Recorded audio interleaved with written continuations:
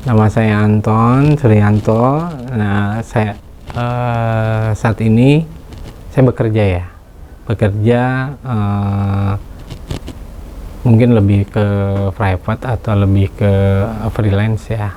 Saya kerjakan semua pekerjaan memang tidak berkaitan dengan perusahaan-perusahaan lain, melainkan berdikari. Pekerjaan saya ya kurang lebih sebagai kontraktor lah ya. Lalu tadi hal apa lagi? Dulu di RAW gabung sejak kapan? Di RAW ya, di RAW dulu masuk tahun 2013 sebagai drafter, mungkin 3 bulan. Selanjutnya di divisi konstruksi sebagai project manager. Sudah cukup lumayan berkesan lah ketika saya bekerja di RAW. Mungkin singkat cerita bisa saya sampaikan, saya kenal Pak Riz dulu di tahun 2015 bulan Desember. Pada saat itu saya selesai bekerja di konsultan Hadi Prana dengan CEO-nya di sana. Yang menarik di perkenalan awal saya melihat satu mimpi arsitek yang mungkin memang saya belum kenal pada saat itu. Saya direferensikan oleh senior saya atau kawan saya, mungkin saya bisa sebutkan namanya. Sorry ya, agak lupa. Iya. Nah, soalnya udah 5 tahun yang lalu lah. Kalau saya perlu mengingat, Relan Masato. Ya mungkin sekarang lagi aktif juga di IAI ya. Relan Masato ini. Saya diinformasikan oleh beliau, lalu saya coba untuk interview. Kebetulan interview itu memang ada beberapa yang poinnya yang sangat perhatian yang bisa saya garis bawahi adalah mimpi. Kenapa seperti itu? Di interview itu saya tanya sama Pak Rich, kalau boleh saya tahu mimpinya akan seperti apa? Dia bilang sama saya, kantor kita itu kantor yang terbaik di dunia ini. Pada saat itu memang saya agak confused ya. Maksudnya confused tuh apa ya gitu. Jadi belum tahu lah. Cuman singkat cerita bagaimana perjalanannya yang akan dilakukan, saya melihat dari sesuatu yang memang natural. Jadi memang ada ide, ada mimpi, ada kemauan gitu loh ya. Nah, singkat cerita, saya di-hire oleh Pak Rich sebagai drafter. Pada saat itu ada Pak Bambang, senior drafternya. Saya mungkin menjelang periode masa percobaan mungkin ya, saya sebut itu 3 bulan. Mungkin Pak Rich memberi kesempatan saya untuk mengelola proyek pada saat itu.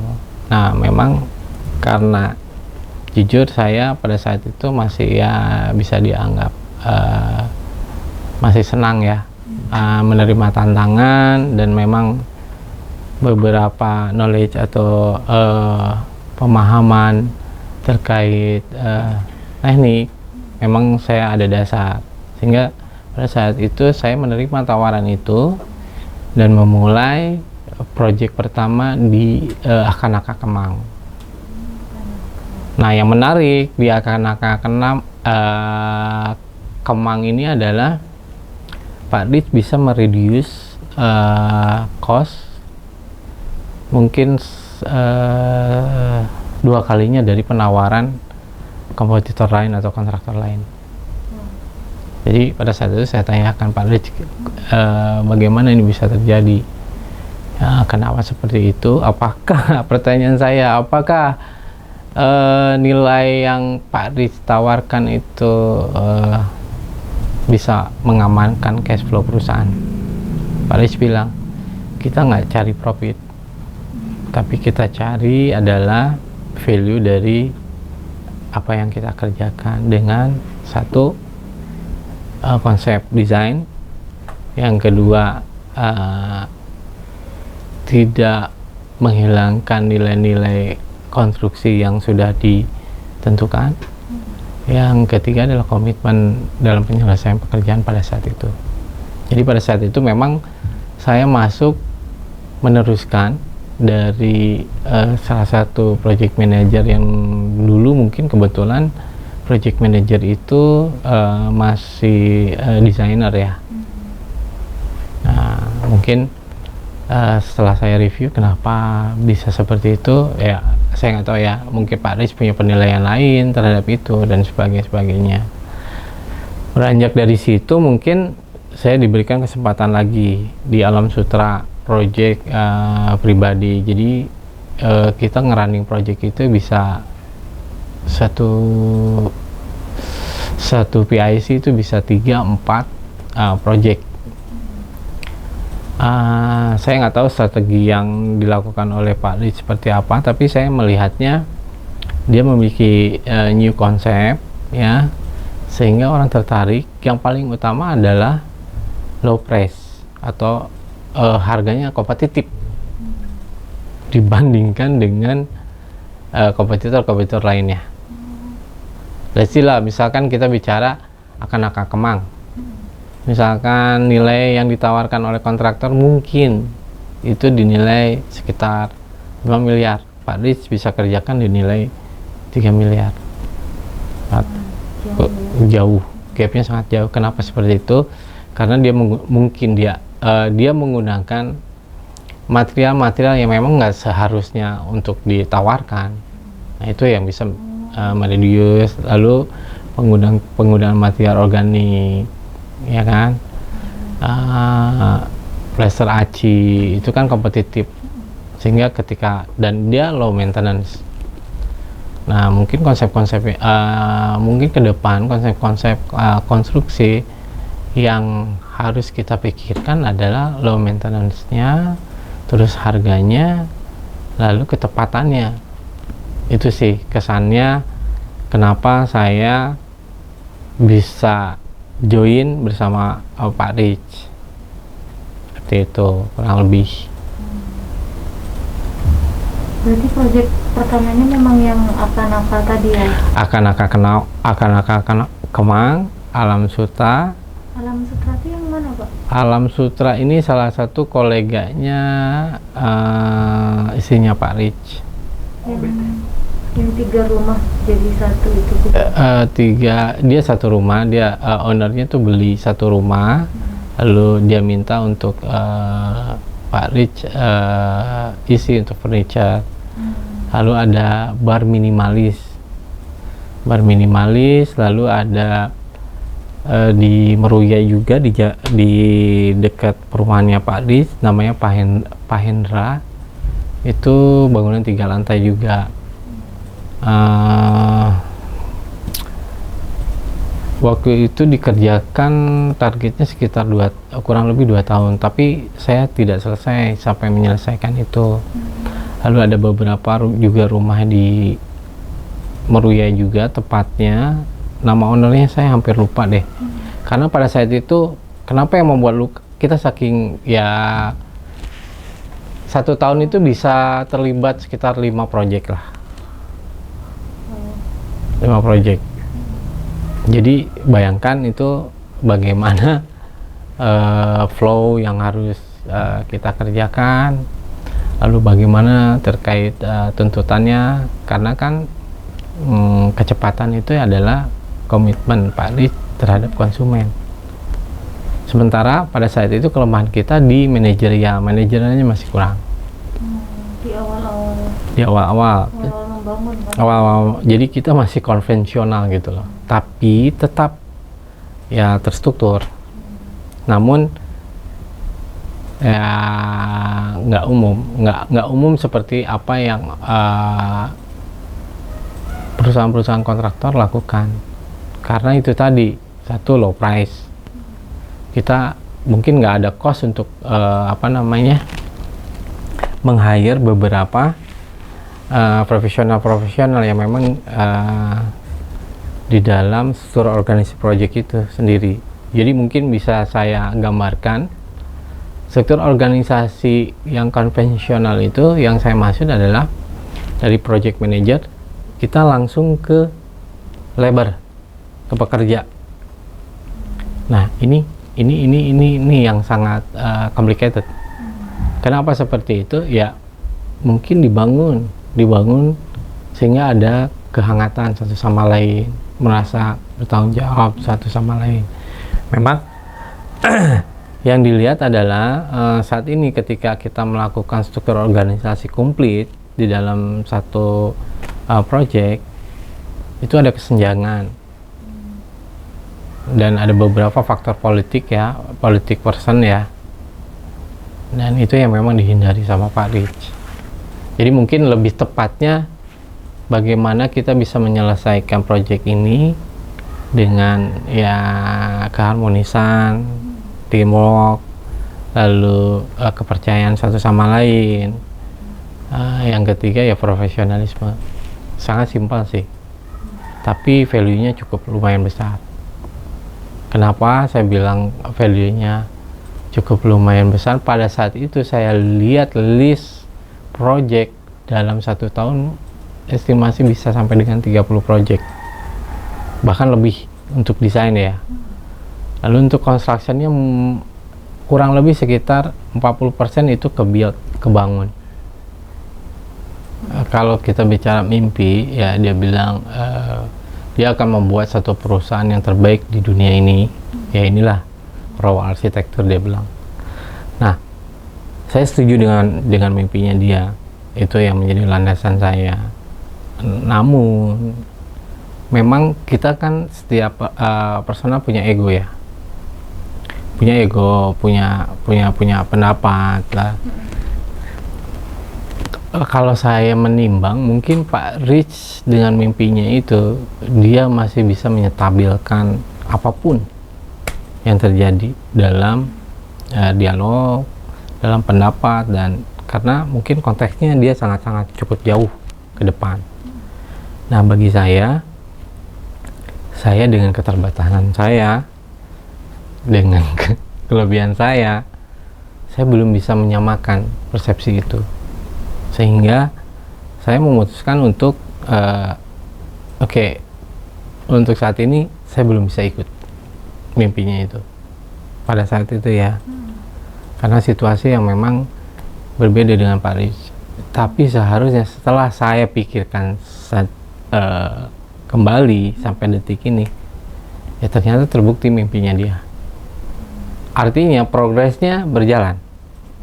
Nah, cuman balik lagi ya, mungkin dalam mimpinya itu yang harus digarisbawahi adalah, saya belum tahu formulanya apa, tapi cukup terasa misalkan kehangatan ya dalam berdialog, terus dalam memecahkan masalah. Jadi banyak hal yang saya rasakan bahwa terkadang kita harus bisa menerima ide-ide yang kita anggap itu nggak bisa gitu loh. Karena dari situ biasanya timbul yang namanya trust ya, atau kepercayaan. Karena saya pikir semua orang ingin memberikan yang terbaik, tapi yang terbaik itu belum tentu juga baik menurut mereka kan. Nah, itulah yang salahnya mungkin dari pemikiran saya, karena sudah terbukti Pak Rich dia bisa melampaui masa-masa yang ya pada saat itu bisa dibilang masa-masa yang kita lagi cari Pak Rich ya, terutama lagi cari pembentukan komposisinya gitu loh. Nah, kalau dari saya pribadi, saya belum bisa menjalani dengan apa ya, kalau secara kemampuan kurang lebih lah ya, setiap orang bisa mengerjakan tanggung jawab itu. Namun ada beberapa yang memang menjadi kebutuhan dasar. Nah, yang menjadi kebutuhan dasar setiap masing-masing personal itu kan berbeda. Itu aja sih. Tapi secara value, saya secara output ya, maksud saya value itu output. Misalkan kita di bidang konstruksi, cara outputnya saya pikir berbeda dengan yang lain dan hasilnya juga cukup bisa diterima sama konsumen gitu. Dan ketika saya mengerjakan pekerjaan yang dirilis oleh Pak Rich, ada kebanggaan tersendiri. Kenapa? Beberapa kalangan arsitek yang memang dalam konteksnya ya, itu sangat menghargai karya-karyanya Pak Rich. Sangat-sangat menghargai. Nah, itu yang membawa kesan untuk kita ya, bekerja dalam satu tim itu. Sangat simpel sih Pak Rich untuk komunikasinya. Yang paling utama adalah kita harus menjaga yang namanya time schedule. Yang kedua, tentunya dia selalu menekankan bagaimana kita menghilangkan yang namanya politik office, atau mungkin simpelnya perdebatan yang memang itu nggak menghasilkan value lah. Itu. Lalu yang ketiga, menurut saya ada hal yang memang tidak perlu dibuat seperfect mungkin, dan dia selalu menyarankan buat segampang mungkin, karena orientasi Pak Rich adalah waktu dan hasil itu. Nah, ketika kita melakukan di construction ya, berpikir perfeksionis menurut Pak Rich itu nggak worth it untuk dikerjakan. Jadi sebenarnya bukan perfeksionis ya. Jadi ya, Pak Rich kalau saya lihat adalah komitmen terhadap waktu. Lalu yang kedua adalah mungkin trust ya, trust si konsumen terhadap apa yang kita sudah sampaikan atau yang sudah kita sepakati. Itu Pak Rich. Dan dia selalu pesan ke saya, apapun itu, dalam kondisi tertekan apapun itu, kita harus selalu bersama menyelesaikannya itu, jangan sendiri-sendiri. Karena itu adalah kekuatan kita sebenarnya. Itu sih. Dan saya lihat juga dia bisa apa ya, kalau Pak Rich pribadi sendiri memperlakukan raw arsitektur ya kebersamaan sih. Itu mungkin powernya ya. Karena selalu ketika kita saya mendevelop ada beberapa masalah dengan vendor ya, saya selalu tidak mau memperlibatkan Pak Rich untuk menyelesaikan masalah itu. Artinya permasalahan selalu saya sampaikan, namun penyelesaiannya selalu saya lakukan sendiri sebelum Pak Rich turun, dan itu menurut Pak Rich salah. Jadi siapapun yang terlibat di situ kita harus selesaikan. Kenapa seperti itu? Historinya yang memang kita perlukan, sehingga orang itu reminder, ingat terhadap apa yang dilakukannya. Itu Pak Rich selalu berkomentar terkait ya kita harus selalu sama apapun itu. ada beberapa proyek lah, misalkan saya sebutkan waktu itu Pak Riz sempat sewa gudang di daerah Meruya sini. Nah pada saat itu saya nggak tahu project manajernya yang lama lah yang buat agreement. Nah ternyata ini yang jadi masalahnya adalah bukan project manajernya, tapi si vendornya lah, anggap kita bilang vendor atau si penyewanya lah. Jadi si penyewa ini menyewa lahan ke pemilik dan dia sewakan lagi ke Pak Riz. Nah ketika Pak Riz mau pakai ini, si pihak ketiga ini dia tidak bisa mempertanggungjawabkan waktu dan tempatnya, sehingga saya diminta datang ke sana, dan ketika saya selesaikan dia cukup cukup konsen juga terhadap sikap saya. Kenapa? Karena saya menjalani sesuatunya sendiri. Mungkin tujuan saya nggak mau merepotkan Pak Riz, ya. Saya coba menyelesaikan problem itu sendirilah. Ketika nanti sudah selesai, mungkin Pak Riz bisa tenang, ternyata itu salah. Karena dari situ masalah-masalah yang tidak diketahui beberapa, dan itu akan menjadi kerugian di kemudian hari. Nah terakhir ya, jadi kita sama-sama ke sana, dan pemiliknya adalah salah satu lawyer, jadi cukup tough juga.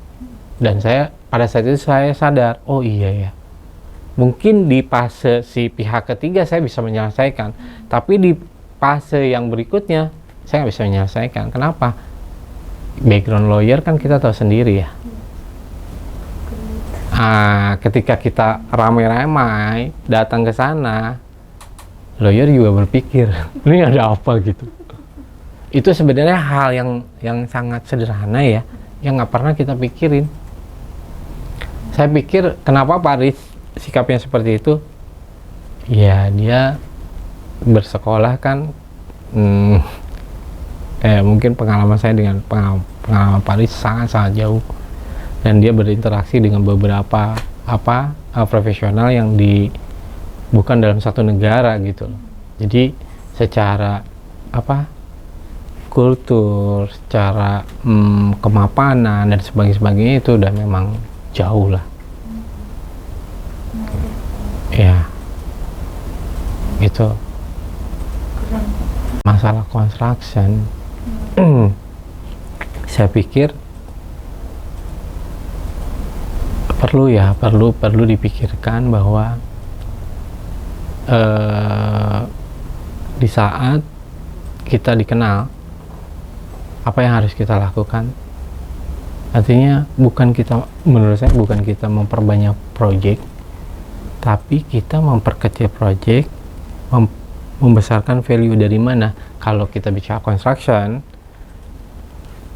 ya mungkin dari sesuatu yang unik, yang memang nggak ada gitu loh. Nah sesuatu yang unik itu apa? Ya tergantung kita arahnya mau kemana nih. Apa low price, ya kan? Atau fast. Tapi kita nggak bisa ambil semuanya gitu loh. Ketika kita ambil semua harapan, dan ya selalulah positif negatif kan, selalu begitu kan. Gitu. Jadi apa yang harus kita timbulkan dalam construction, ya kita akan melihat juga dari pesan arsitekturnya mau ke arah mana gitu. Dan saya pikir itu perlu waktu membuat satu formula yang cukup lah supaya hasilnya maksimal gitu, supaya hasilnya maksimal. Dan itu perlu pemikiran beberapa orang yang konsen terhadap itu, supaya punya formula tersendiri gitu loh. Berarti lebih ke segi memanage-nya ya? Segi memanage konsepnya. Iya. Dan memang harus ada source-nya, harus ada orangnya. Pada saat itu nih ya, saya sempat memang di-challenge sama Pak Riz. Anton, ini gimana, kita harus bisa berkembang, coba kamu pikirkan bla bla bla bla. Nah, memang ada miss di sana. Bayangkan ketika saya diminta Pak Rich untuk menyelesaikan beberapa proyek yang jadi agreement, sementara di situ juga harus ada pengembangan terhadap apa, detailing, ya, permasalahan-permasalahan yang sudah terjadi, gitu. Nah, itu yang memang crash gitu loh. Sehingga saya juga confused waktu itu. Aduh, nih, yang mana yang harus saya lakukan? Source-nya terbatas. Ya, bayangkan ya, project manager ini langsung ke, pada saat itu karena kita kan baru start ya di tahun pertama ya. Pada saat itu kita langsung ke labor atau ke subcon lah. Harusnya memang ada hierarkinya dia. Jadi project manager dia harus benar-benar full maintain organisasinya. Nah, setelah itu dia turun lagi apa, sales manager, ya. Sales manager dia turun lagi ke beberapa supervisor lah ya. Supervisor nanti dia ada turun lagi ke beberapa mandor. Nah, jadi si hierarki ini memang harus dijalani gitu. Pada saat itu belum gitu. Belum. Nah, setelah 1 tahun berjalan, datanglah ada beberapa supervisi gitu. Dan tapi kan untuk mewujudkan itu ya, kita harus punya harus punya formula dasar dulu. Sementara formulanya ini kita lagi bikin. Nah, tapi saya nggak tahu ya, sekarang mungkin udah better kalau udah lebih bagus ya. Kalau dulu kayak organik gitu, kayak baru lah, natural. Semuanya emang kita terbatas, target harus dijalanin gitu. Jadi ya crash lah di situ. Menarik sih. Nunggu aja dulu ya. Ya. Kedengeran ya. Kalau construction itu harus mengolah, artinya kita mengulang atau membenahi lah ya dari yang sudah. Nah, otomatis high cost, ada pekerjaan tambah. Jadi memang sesuatu yang berbeda dari proses desain ke konstruksi. Desain dia masih di atas paper kan, dan dia ada tahapannya, misalkan preliminary, for construction, ya kan, for tender for construction, ya kan, baru soft drawing, udah gitu as-built drawing. Nah, kalau tahapannya di konstruksi kita memang sudah matang, artinya karena kenapa sudah matang, karena ini kita udah ada time schedule, ada time schedule yang sudah ditentukan. Artinya ketika kita mengevaluasi lagi, ya akan ketinggalan. Nah, ya makanya kenapa ada kurva S di sana, yaitu bagian dari ke semua aspek ya, terutama ke finansial ya. Kita bisa memprediksi kapan kita harus cepat, kapan kita harus menunda, kapan kita harus delay, macam-macam deh gitu. Yang kita hindari sebenarnya, kalau kita bilang nggak akan ada perubahan dalam satu proyek, itu nggak mungkin. Kenapa seperti itu? Ya, kita menghadapi yang namanya klien. Klien itu kalau kita proyeksikan ya, atau kita umpamakan, klien itu adalah raja kan. Jadi dia bisa berbuat semaunya dia. Nah, cuman apakah itu logis atau tidak, ya kita tentunya akan berdialog. Misalkan project itu udah didesain dan sudah mendapatkan approval 100% dari owner, tiba-tiba dia pergi ke Itali gitu kan, pulang dari Itali, saya pengen seperti ini, Nah, pengalaman saya dulu sebelum di Pak Rich itu saya bangun gereja terbesar se-Asia, itu namanya Geraha Reform di Kemayoran. Dulu saya di konsultan juga di Heri Prana. Nah, kebetulan saya di divisi produksi. Jadi saya melayani working drawing ya, maksudnya gambar kerja yang dibuat oleh arsitek. Nah, problemnya adalah ya balik lagi seberapa kuat konsep yang dibuat oleh perencanaan itu. Karena ini kan Geraha Reform, kita bicara sosial lah ya. Sosial.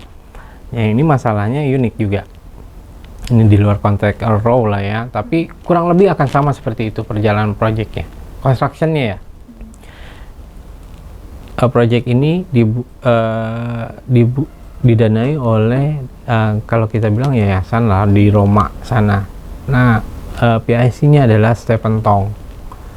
Pak Stephen Tong ini dia seminggu sekali presentasi di Roma. Nah, karena berbagai banyak tuntutan yang didanai oleh jemaah-jemaah ini, proyek itu 2 tahun, jadinya 5 tahun. Arsitek ini waktu itu Hadi Prana, kenapa dia nggak bisa mempertahankan itu, sebenarnya udah menolak sih selama 2 tahun itu sudah menolak bahwa kita nggak akan pernah ngelihat value-nya nih. Makanya hasilnya juga ya sosok lah ya gitu. Jadi proyek itu udah 100%, tiba-tiba berubah lagi sehingga ya banyak biaya-biaya atau pemikiran-pemikiran yang memang menurut saya tujuannya nggak dapat. Nah, kita balik lagi ke raw arsitektur. Yang saya suka dari Pak Rich, dia bisa mengarahkan klien atau konsumen dengan konsepnya itu sendiri. Mungkin ya 80% atau 70% konsepnya itu bisa meyakinkan owner, sehingga hubungannya ke construction dia lebih apa ya, lebih yakin dengan time schedule yang sudah ditentukan. Bagaimana orang bisa memberikan harapan ke kita itu ada beberapa hal ya. Satu, mungkin dari output yang kita kerjakan. Memang saya lebih konsen ke detail sih pada saat itu. Jadi beberapa pekerjaan yang saya selesaikan, saya lebih bersifat detailing. Misalkan kalau di gambar arsitektur, saya buat khusus di fasad-fasad yang krusial, lalu nanti ada detail-detail, saya masuk ke arah yang sana. Nah, sehingga itu jadi menarik mungkin diskusi Pak Rich dengan saya mungkin ya. Nah, lalu poinnya sih ya, yang kedua adalah dari masa diskusi itu ada beberapa harapan mungkin yang diberikan sama Pak Rich ke saya. Nah, poinnya kenapa itu nggak bisa sustain ya, kita dikejar sama project yang relatif banyak juga ya, source-nya terbatas, jadi hasilnya nggak maksimal gitu loh ya kan. Jadi kita ngejar volume, bukan kualitasnya itu sendiri gitu. Tapi ya memang kalau kita lihat ya, kualitas jadi masalah ketika seharusnya sih enggak ya, tapi itu kan butuh kajian yang cukup mendalam ya, dan butuh waktu yang benar-benar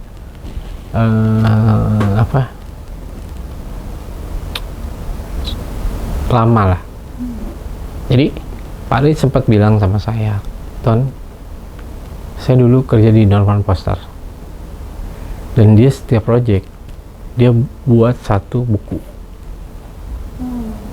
Nah, untuk refleksinya dia akan lihat volume 1 itu apa, permasalahan dalam situ, dan dia akan selesaikan di volume 2. Jadi gitu. Bukunya. Volume, kita istilahkan volume buku atau edisi lah ya. Gitu. Tapi dalam konteks yang berbeda. Namun kalau untuk flowchart ataupun scoop kurang lebih sama lah ya, tahapan-tahapannya gitu, kurang lebih sama. Nah, itu yang mungkin ya karena kita sering dialog sama Pak Rich, ada waktu kita dialog, itu yang mungkin pertimbangan Pak Rich untuk memberikan kepercayaan saya untuk memaintain project gitu. Nah, kesulitan saya adalah pada saat itu saya belum menemukan partner, maksudnya di dalam konstruksi ya, belum menemukan partner yang sesuai nih, karena kita masih mencari. Kenapa kita masih mencari? Ya itu tadi, kita kan masih natural gitulah. Jadi tahapannya Pak Rich sudah dealing dengan owner, dia masuk ke kita memberikan rencana kerja, dan pada saat itu rencana kerja itu di backup sama satu drafter namanya Pak Bambang. Jadi kita selalu follow, kadang-kadang ya kita hanya terima sketsa gitu. Nah, itu yang menjadi kesulitan kan. Bayangkan kalau umumnya ya itu termanage gitu loh. Jadi ketika ada perubahan itu dibuatkan satu berita acara atau apa dan diketahui sama-sama. Nah, ini langsung fast moving, biasanya langsung peralihan gitu. Nah, kadang-kadang kita historinya kan nggak dapet kan. Misalkan dalam satu ruangan titik titik lampu misalkan 5. Nah, kita taunya 5. Tiba-tiba Pak Rich direct langsung ke kita misalkan, atau mungkin sudah disampaikan ke pihak produksi, tapi karena ini kan membuat gambar kerja memang relatif cukup butuh waktu ya. Nah, dengan Pak Rich direct langsung ke kita itu bisa cepat, tapi permasalahannya ini historicalnya kelewat. Kadang-kadang owner nggak aware, yang jadi akhirnya resiko. Misalkan, loh, saya nggak menghendaki titik lampunya 5 misalkan, saya mendakinya cuma 3. Nah, karena nggak ada history itu atau tercatat itu, dia menjadi miss. Banyak hal-hal yang kayak gitu. Misalkan ketika kita membuat spesifikasi ya, di dalam spesifikasi itu hanya general, misalkan pintu aluminium. Nah, aluminium spesifikasinya nggak clear tuh, apakah dia menggunakan produk Waikiki atau apa gitu loh ya. Nah, ketika itu dibuild, ketika itu dibangun, owner komplain, saya pengennya Waikiki, yang kita bangun sesuai dengan harga satuannya.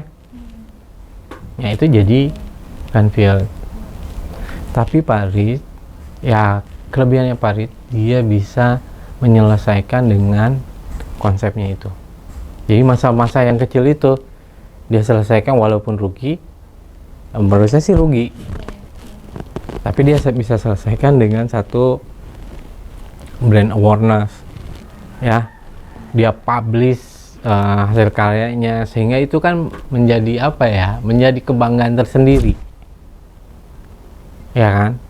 Dan kesan sih menurut saya, kesannya yang cukup mendalam. Jadi ya, konsumen itu dia bisa bisa terobati karena Pak Rich memberikan kesan yang yang cukup baik lah. Kalau untuk perasaan ruang ya, tadi bicaranya perasaan lingkungan kan ya, di kantor. Saya pikir kita nggak ada yang namanya boring gitu loh dalam satu ruang itu. Kenapa? Dari pencahayaan, ini saya di luar konteks maksudnya pemahaman saya dalam arsitektur ya. Saya melihatnya satu dari pencahayaan dia udah dapat, jadi warm, hangat. Lalu dari aspek tata ruang ya, mungkin karena kan saya juga bukan background saya bukan arsitek gitu kan, itu cukup berinteraksi. Setiap zona-zona ruang dia mempunyai kesan tersendiri dan dia berinteraksi yang jelas. Terus yang ketiga, ruangan itu nggak dibuat masif, itu yang membuat orang tuh bisa moving around gitu loh. Jadi dia ada terkoneksi semua gitu loh. Sampai pada saat itu tempat kerja saya paling atas, top roof. Wow. Kenapa seperti itu? Karena Yang ruangan di atas atap ya? ya. Oh, malah ketemu akhirnya. Jadi bapak yang menghuni ruangan itu. Jadi kenapa pada saat itu kita keterbatasan ruang, sementara Pak Lis menghendaki kita harus membuat satu divisi konstruksi. Kenapa? Karena kita masih baru. Jadi tujuannya adalah kita menganalisa apa aja sih sebenarnya konstruksi itu. Kan selama ini mungkin Pak Lis baca maksudnya dia membaca lah ya tahapan-tahapan konstruksi itu. Memang kalau kita ikuti semua biayanya mahal banget. Saya ngerti maksudnya Pak Lis, gimana nih kita bisa compact tapi tidak mengurangi yang namanya nilai-nilai atau kaidahnya. Yang kedua adalah kualitasnya, yang ketiga adalah trustnya. Karena kan kalau kita bicara konstruksi, semua orang bisa berbicara gitu konstruksi, tapi apakah keputusan kita itu yang bisa kita pertanggungjawabkan terhadap konsumen, atau malah dia jadi berbalik. Nah itu yang harus memang dianalisa. Misalkan pasangan bata yang baik itu bagaimana sih sehingga tidak menjadi resiko. Nah kita harus terjun dong, tahu. Nah mungkin itu yang dilakukan sama Pak Lis. Ya, pertama space yang kalau menurut saya sih satu itu bisa ditanyakan sama Pak Lis sih. Tapi ini baru asumsi saya. Satu, karena ada kebutuhan, ada permintaan. Nah, kalau kita bicara construction, ini kan bukan hanya volume ya, tapi nilai juga, kontribusi juga terhadap pendapatan, ya kan? Sementara kalau kita bicara, ini kalau kita bicara komersialnya ya, nah kalau kita bicara komersial, porsi konstruksi dengan porsi perencanaan itu sesuatu yang berbeda secara pendapatan. Tapi tentunya juga harus diukur terhadap resiko, ya kan? Nah, saya pikir kenapa Pak Lis menentukan ada harus divisi konstruksi. Satu adalah dot arsitektur adalah dia buat adalah perencanaan desain, di mana dia harus menganalisa dan sebagainya. Sementara ini harus tumbuh hidup. Secara cash flow pun saya pikir ini memerlukan cash flow, ya kan? Kalau hanya mengandalkan dari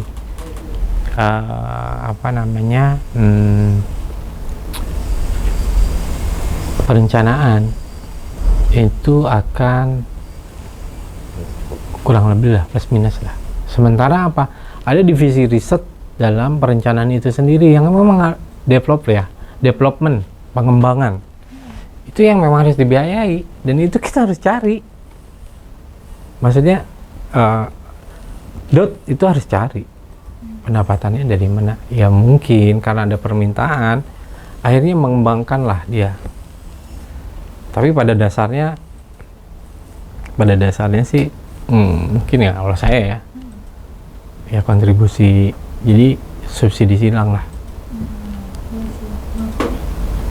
ya bagaimana bagaimana kita bisa tumbuh, terus cost kita juga bisa tercover. Ya kita harus membuka satu lini yang memang ada satu ada satu kesamaan, korelasi lah, yaitu kontraktor. Nah, tapi poinnya bukan hanya itu poinnya, ya itu bisa menjadi dasar ya. Tapi poinnya adalah ini kalau saya ngelihat,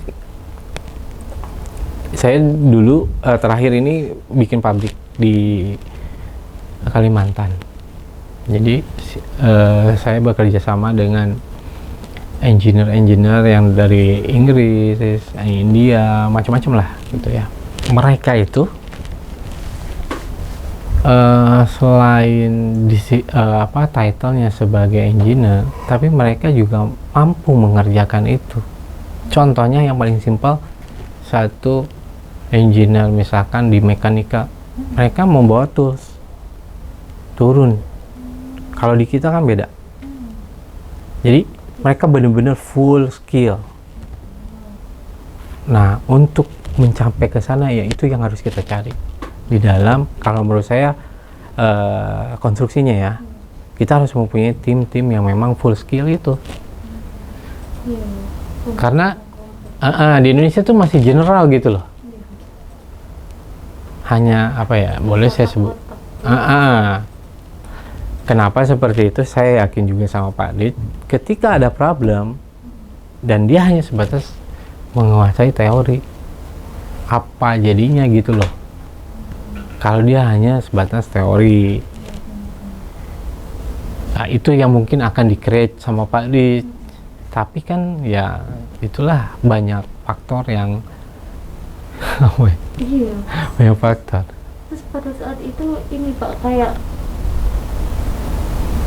Bapak itu adalah kontraktor pertama Pak Rich, atau ada sebelumnya, atau pertama yang menetap tim ya, tim yang pertama menetap di office gitu? Maksudnya kayak ruangan itu ada sebelum Bapak ada, atau emang ada ketika Bapak ruangan itu jadi ruangan itu dibentuk ya sebenarnya ketika Pak Riz konsen terhadap dunia konstruksi. Jadi pertama sama saya, sama Pak Bambang tuh. Dan itu di atas sana Pak Riz sempat bilang, saya masih ingat, Mas Anton, kayaknya kita nggak bisa mengejar mimpi kalau caranya begini. Saya bingung, jadi gimana Pak Riz? Ya mungkin yang saya pahami, jadi beberapa project itu nggak fast moving, nggak cepat gitu selesai. Nah, masalah di konstruksi bukan seperti masalah di perencanaan, yang salah layout terus kita bisa dilihat terus kita gambar lagi, nggak bisa gitu loh. Complicated lah. Sementara timelinenya sama. Jadi apa yang harus diselesaikan adalah ya itu susah sih kalau kita menghendaki perencanaan yang sempurna karena kemauan owner. Jadi, nah mungkin balik lagi hubungannya. Nah, Pak Riz bisa menyelesaikan itu semua endingnya ya. Ya kita selalu, bahkan dengan Caroline sendiri, kalau kan kita selalu bermasalah dengan keuangan. Dimana kalau di lapangan menghendaki cepat, keuangannya maksudnya secara prosedur harus begitu prosedur, terjadi ketimpangan. Tapi ya itulah, itu sebenarnya itu tadi Pak Riz menghendaki kalian selalu berkomunikasi lah. Sering momen-momen Pak Riz sebagai wasit itu sering dia sebagai wasit antara orang konstruksi dengan orang keuangan. So far dengan perencanaan sih kita nggak ada ini ya, kita akan selalu follow gitu. Kita selalu follow, cuman mungkin komunikasinya sama orang perencanaan lebih ke detailing ya. Misalkan bentuk atap yang seperti ini gimana dengan kondisi curah hujannya, itu lebih ke sananya lah. Terus penggunaan materialnya gitu, yang lebih ke sana lah. Justru makanya itu balik lagi, ketika orang itu tahu mimpinya, dia akan mengingat. Jadi konflik itu, ya itulah kesalahan saya. Kalau kita jadi saya sih berharap teman-teman muda ini punya prinsip boleh, tapi tentunya pengalaman lah yang menjadikan dia berhasil gitu. Setiap orang sah-sah mempunyai prinsip atau pemikiran sah-sah saja, tapi tolonglah berkaca dengan pengalaman yang sudah-sudah. Artinya kita mengukur. Kebanyakan sekarang kan ya begitulah ya. Nah, ini pelajaran buat saya. Kenapa? Ketika saya ketika saya meyakini diri saya yang sebenarnya, terbukti saya kinerja saya dengan kinerja Pak Rich jauh, dan dia bisa membuktikan sekarang ini. Jadi 2015 ya, 2015 saya masuk 2013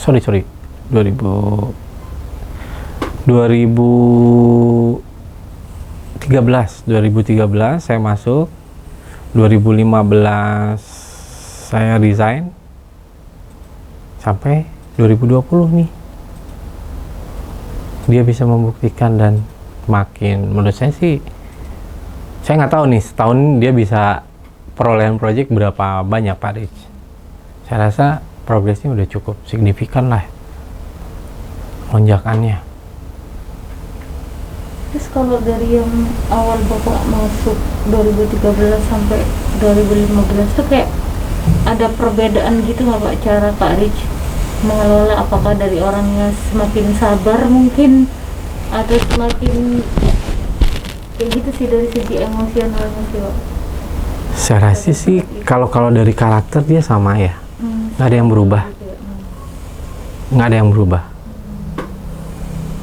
Itu karena kalau Pak Rich cerita ke kita dulu tuh lebih agak emosional gitu karena belum ada gambaran untuk memanage semuanya kan. Oh, Sekarang mulai bisa lebih tenang itu karena udah ada formula gitu Pak. oh oke. Kalau secara komunikasi ya, kan saya belum tahu ke konteksnya yang saat ini ya, Iya. Pak Rich ya. Kalau secara pembawaan masih sama, dia masih hangat pembawaannya. Terus ya buat saya sih, saya appreciate ya sama Pak Rich. Kenapa? Karena dari awal sampai sekarang dia melihat orang, artinya dia sangat-sangat bisa menghargai lah pertemanan baikan kita lah, seperti itu Pak Rich. Dan dia tidak mudah melupakan, dan dia tahu tipikal orang yang tulus, dan apakah dia tulus atau hanya ya sosolah ya, dia tahu. Saya rasa sih ya kalau bicara emosional di dalam project, dengan keberhasilannya dia saat ini, dia udah bisa memaintain lah, dia udah bisa memaintain. Ruangan dibikin sekompak mungkin. Di dalam ruangan itu, karena kita kan selalu berhubungan sama produksi ya. Nah, produksi itu biasanya hierarkinya dari Pak Rich atau dari perencana. Dari perencana masuk ke produksi, dari produksi dibuatlah gambar kerja, baru lari ke kita. Nah, tapi kebanyakan ya karena posisi si produksi ini juga udah overload, jadi satu Mas Bambang itu dia bisa menghandle 3 atau 4, ya samalah sama kita, double. Nah sehingga ya mungkin lebih kesulitan kali ya. Berarti ruangan Bapak bersama Pak Jadi Bambang pada saat itu ada di ruangan itu kalau nggak salah 2,5 kali 6 pintu masuk, itu ada ruangan Pak Bambang. Pintu kedua itu ada bukan hall ya, apa namanya, ada ruang kosong lah ya buat kita komunikasi. Ruang ketiga baru ruangan saya. Itu kenapa ruangan saya di depan, karena saya buat memonitoring material masuk, orang keluar, pekerja-pekerjanya. pas banget ya di atas posisi. Pas di atas, jadi saya bisa tahu lah. Berarti Gitu. untuk menuju ke atasnya ngelewatin tempat yang ditempatin depan gitu Pak, yang ada mezaninnya, terus ada Iya, kita bener perjalanannya bener-bener jauh gitu dari garasi itu ke dapur, terus naik tangga putar, naik ke atas gitu. Jadi kalau pulang ke kantor tuh memang kalau kita udah nggak ada pekerjaan lagi atau punya waktu untuk review lah, baru kita ke kantor. Tapi kalau untuk koordinasi dan sebagainya itu kita lebih banyak di lapangan. Memang itu yang menjadi keyakinan Pak Riz. Jadi orang sukses itu ya, menurut dia versinya, perspektifnya Pak Riz, didapat memang susah payah. Caranya seperti apa? Dia harus ekstra. Dan memang saya sadari itu, bahwa perjalanan dia membuktikan, pengorbanannya dia membuktikan kesuksesannya dia. Jadi kita mau sukses, nggak ada yang istilahnya kita santai-santai, itu mustahil lah buat dia. Nah, kenapa seperti itu? Ya mungkin kultur ya yang membawa dia pas terakhir di Norman Foster itu. Jadi dia selalu menginspirasi bagaimana pada saat itu dia di challenge, diberikan satu project dan dia bisa membuktikan itu, dan dia termasuk nominasi arsitek yang dipilih oleh Norman Foster karena attitude-nya dia, terus komitmennya dia, terus ya dia memang full totally untuk mencapai tujuannya. Itu aja sih. terbawa gitu ya, saat itu. Terbawa. Soalnya yang cerita sama anak-anak desain dulu juga justru Kak Aris tuh baru datang pas malam gitu, terus kayak baru ngerjain gitu kan, jadi kayak gak pernah ending lagi. Iya. Saya ngelihat ya, karena dia punya mimpi. Itu yang menguatkan. Karena iyalah, kalau dia nggak punya mimpi, saya pikir siapa yang bisa bertahan dengan kondisi seperti itu. Nah, yang paling penting adalah bagaimana kita menyatukan mimpinya itu yang paling susah. Iya dong. Mimpi itu kan, jadi tujuannya Pak Riz itu, mimpi itu bukan untuk dirinya sendiri loh. Ya dong. Bapak melihat dia Pak, Dia melakukan itu, mimpinya untuk kita semua yang terkait dalam proses pembangunan atau ya kinerja perusahaan. Kalau dia nggak mau sebut ya perusahaan, dia nggak mau. oh iya, Iya. Gitu kan, dia nggak mau. Ya kita bersama gitu loh. Nah, dia tuh dia paling sensitif. Pak Riz paling sensitif. Lebih ke, kalau saya bilang Pak Riz, kenapa kita untuk mengejar profit, kenapa kita nggak main properti? Saya bilang itu cuannya bagus loh. Saya nggak suka dengan kapitalis, karena bukan seperti itu kita mendapatkan keuntungan, tapi bagaimana kita mendidik dan bagaimana kita bisa meraih itu dari kinerja kita. Kita harus bisa memberi yang terbaik buat mereka. Bukan itu masalahnya. Dia selalu apa ya, kayaknya sensitif deh. Kalau yang namanya profit, ketinggian itu udah sampai sekarang. nggak mau dia. Jadi mungkin gini, orang melihat kita itu bukan di situnya, orang menghargai kita itu bukan itu,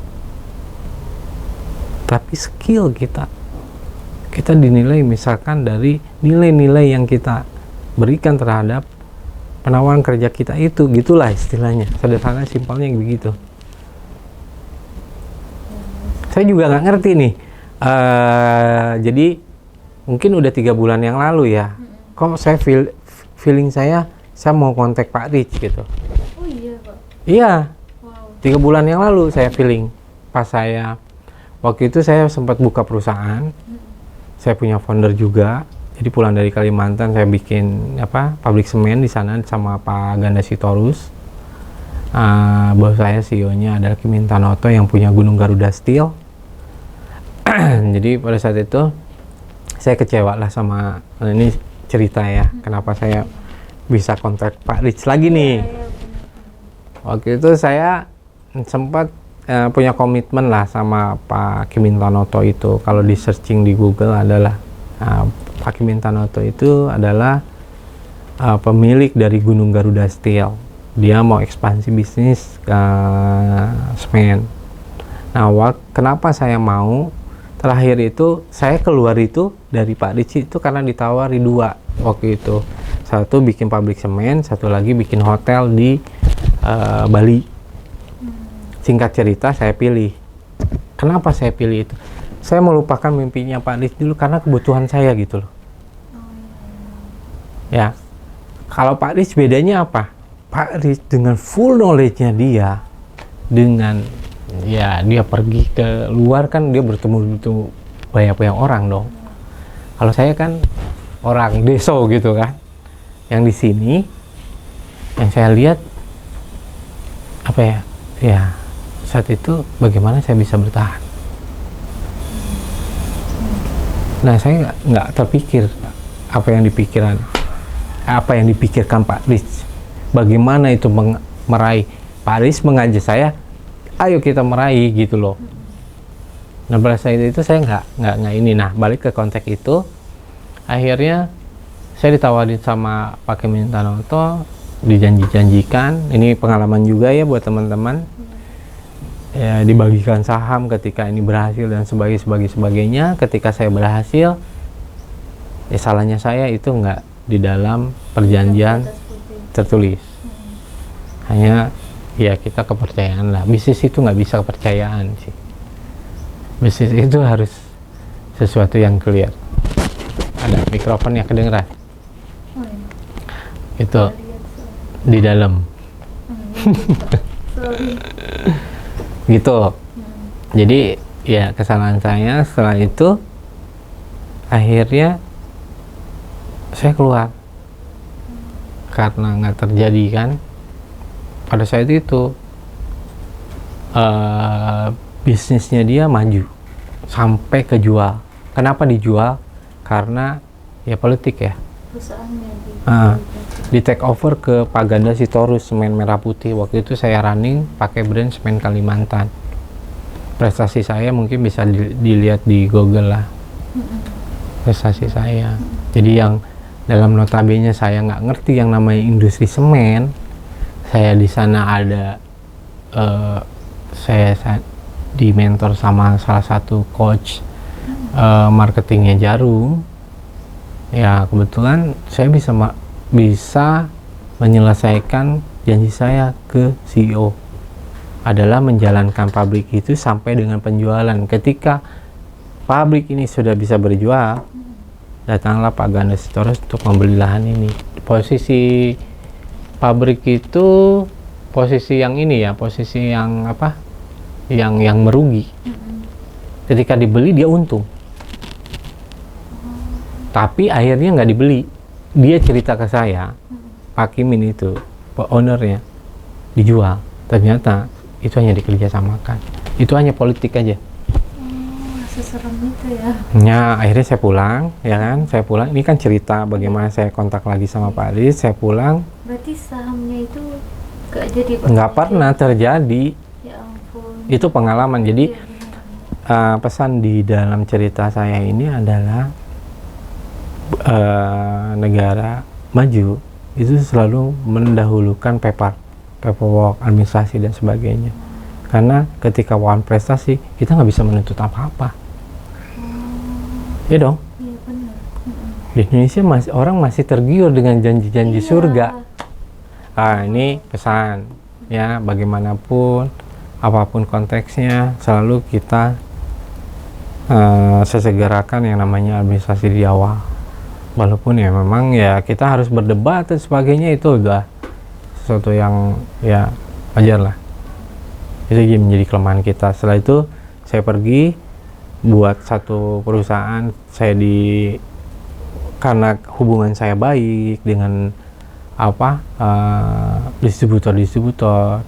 Ada satu distributor yang memberikan saya modal untuk membuka satu perusahaan konstruksi.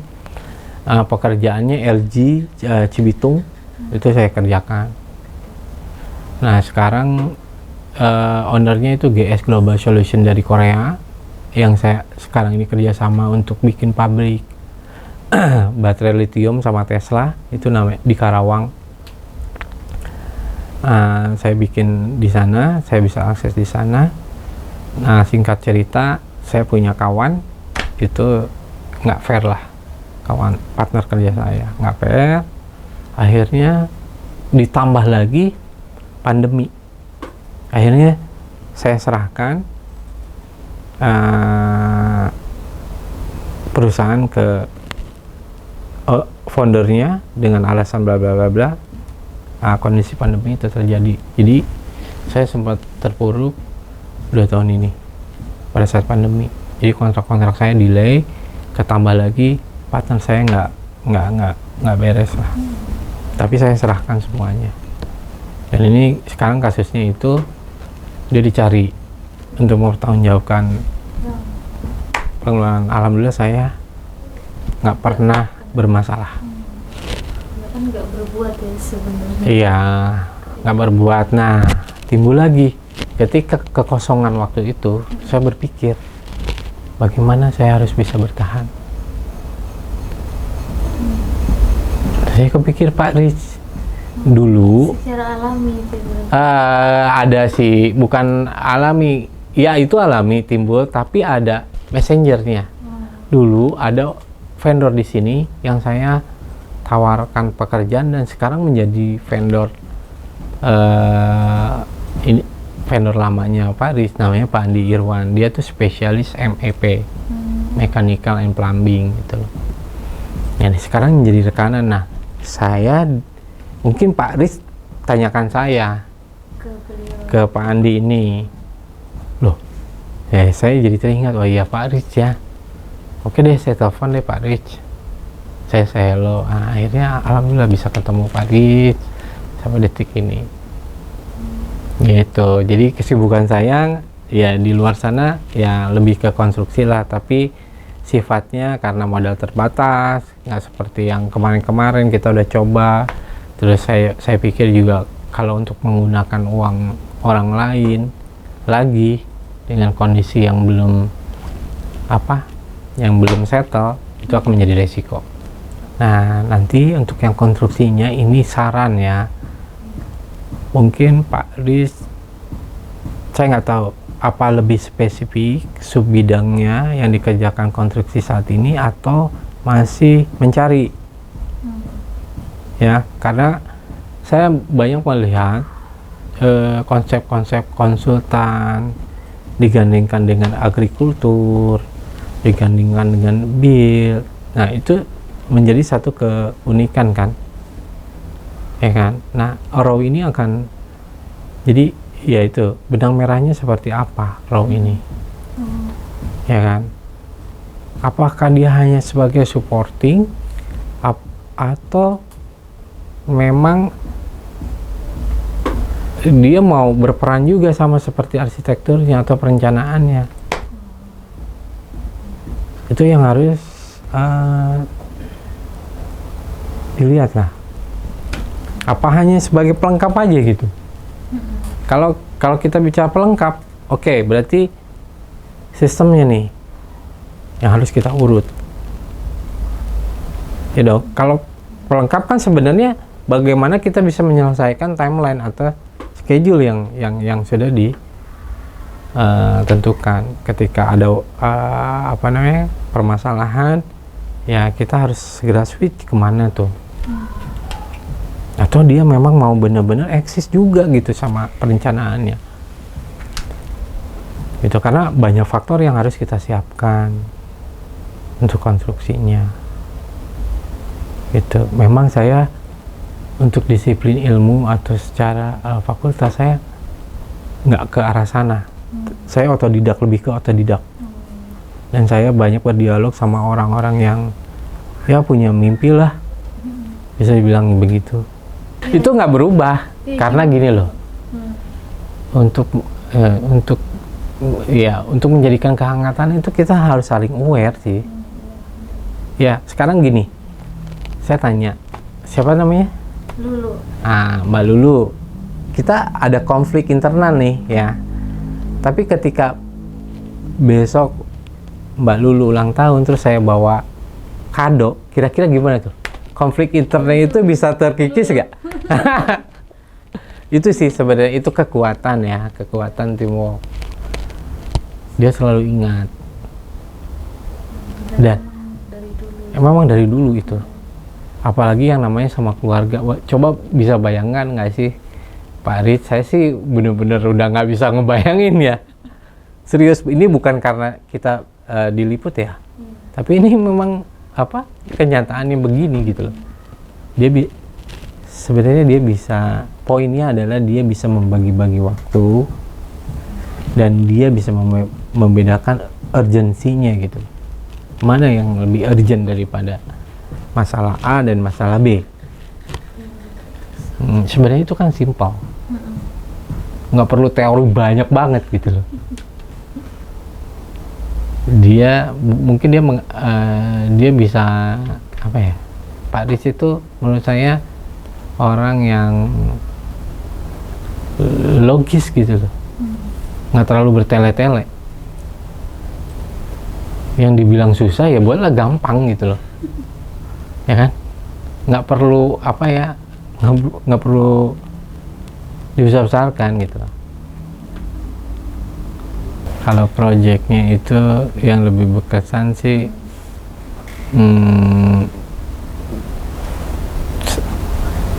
Ini ada pertanyaan, monggo. itu kalau kita konstruksi ya, karena kita pikir sama sih. Kita pikir sama. Kenapa? Mungkin kalau kita bicara kesan, dia lebih ke perencanaannya ya. Gitu. Kalau di konstruksi dia nggak ada kata lain adalah on schedule. Tekanannya kurang lebih akan sama seperti itu. Kesannya ya terhadap semua proyek yang saya jalanin, Pak Rich selalu ada untuk memberikan solusi itu aja dari permasalahan yang ada itu.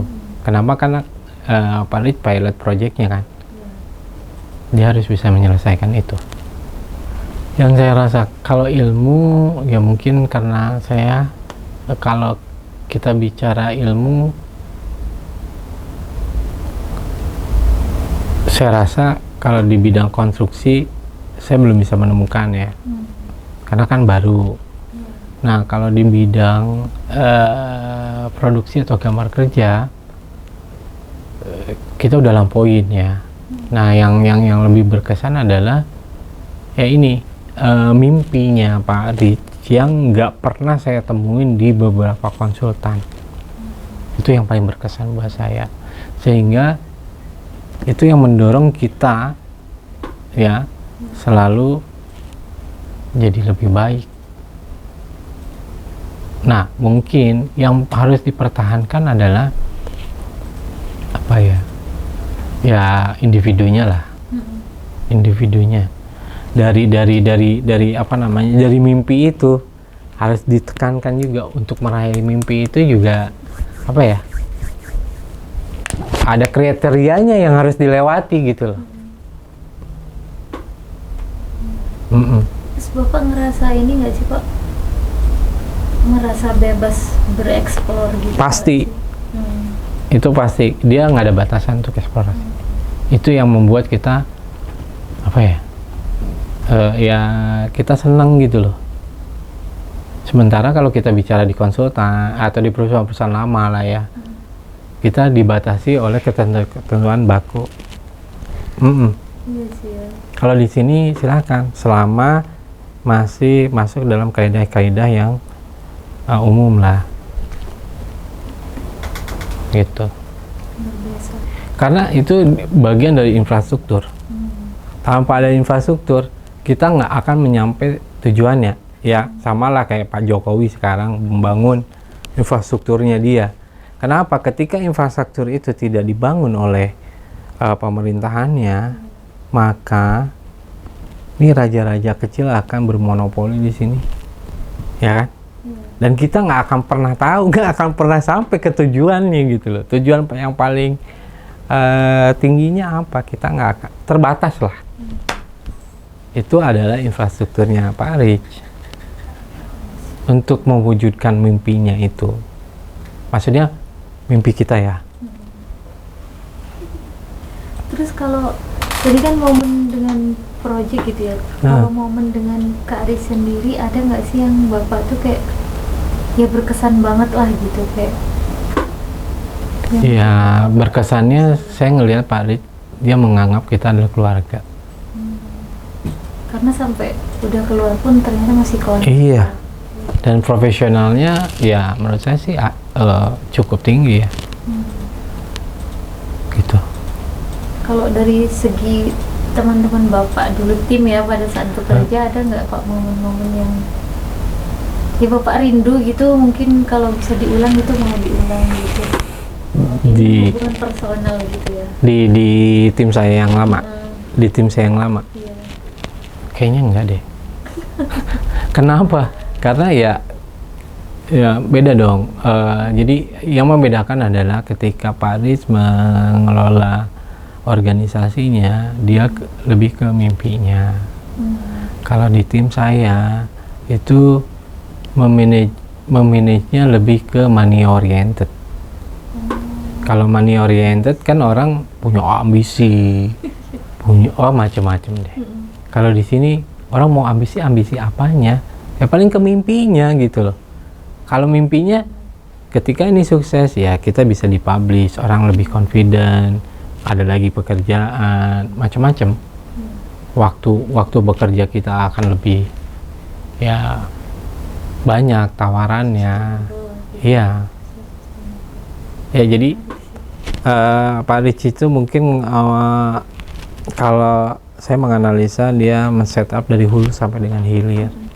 Nah, yang tadi pertanyaannya kenapa sih banyak sub yang di-publish atau direncanakan sama Pak Rich, ya itu adalah infrastrukturnya dia. Bagaimana supaya ini tujuannya cepat dilalui. Kan ada masalahnya dari beberapa sub-sub ini. Coba kita masuk dulu dalam konteks sub yang menjadi masalahnya seperti apa, sehingga bisa merumuskan ke tujuannya. Itu aja sih. Kira-kira cerdas kan Pak Rich? Tapi kalau kita kemampuan kita belum sampai ke sana, kadang-kadang dong juga gitu loh. Maksudnya bingung juga apa sih gitu. Nah itu butuh kesabaran. Nah butuh ya itulah, butuh apa ya, butuh jam terbang, butuh knowledge juga, kemampuan juga gitu. Nah kan kebanyakan orang pengen cepat ya di tujuannya, tapi dia nggak mau mengikuti proses, emosinya juga masih ya sosok lah. Coba kita lihat kalau Pak Rich memaintain klien ya, kayaknya kalau kita lihat sewaktu-waktu dia dimanjakan, tapi sewaktu-waktu dia akan berbalik gitu. Artinya dia akan menuturkan ini loh yang menjadi batasan, ini loh yang menjadi keharusan. Itu kan clear and clear kan ya. Tuh, ya kebanyakan kan banyak kawan-kawan arsitek saya yang di direct langsung sama ownernya karena dia memiliki kemampuan finansial yang ujung-ujungnya project itu nggak memiliki value apapun, ya kan? Berarti kalau sebenarnya kan yang saya ketahui gitu Pak, yang lebih ke konstruksi kan lebih ke bapaknya Kak Rich ya? Iya. Lebih ke arsitektur. Ya. Itu dulu di awal-awal ada keterlibatan gitu nggak sih? Enggak. Kayaknya? Pure. Oh emang pure. Pure. Tapi Mungkin. Bapak kenal dengan. Oh iya. Ada cerita Jadi- menarik ya Pak? Jadi kalau saya sih melihatnya Pak Riz bisa memilah-milah mana yang menjadi studinya dia, pembelajarannya dia, mana yang menjadi penasehatnya dia. Dia bisa memilah, dia bisa memposisikan itu. Mungkin bapaknya diposisikan saat itu penasihatnya. Orang tuanya ya, saya rasa sih. Tapi nggak pernah ada komunikasi dengan kita. Cukup batasannya dengan Pak Riz. Beda gitu Pak. Pak Riz dengan kita, nah itu kita mencari karena apapun itu kita harus terlibat dulu baru kita bisa menganalisa dan baru kita bisa menentukan, bukan katanya kan. Pesannya adalah ikuti proses ya, walaupun memang terkadang itu bukan sesuai dengan keinginan kita, entah itu dari pola pikir maupun ego kita, karena untuk menerima itu sangat cukup berat ya. Saya yakin dengan pengalaman Pak Riz, dengan strateginya Pak Riz, dan sampai saat ini pun sudah terbukti ya, kita melihatnya Pak Riz punya kepribadian yang cukup hangat, dan Pak Riz menurut saya cukup bisa dipertanggungjawabkan ide-idenya, dan dia menurut saya cukup fair. Nah terkadang kita yang memang belum kenal sama Pak Riz atau raw-nya itu sendiri ya, karena jati diri dia menurut saya Pak Riz tumpahkan di produk brand-brandnya dia, kayak seperti raw, dot, itu adalah jati dirinya Pak Riz sebagai pilot project atau sebagai owner. Kesannya ya kita selalu menerima apa yang menjadi hal yang positif.